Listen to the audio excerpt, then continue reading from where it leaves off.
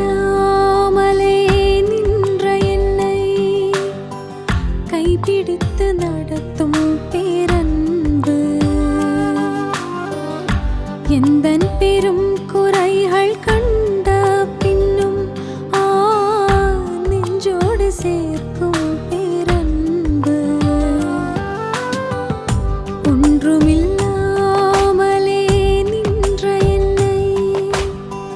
கைப்பிடித்து நடத்தும் பேரன்பு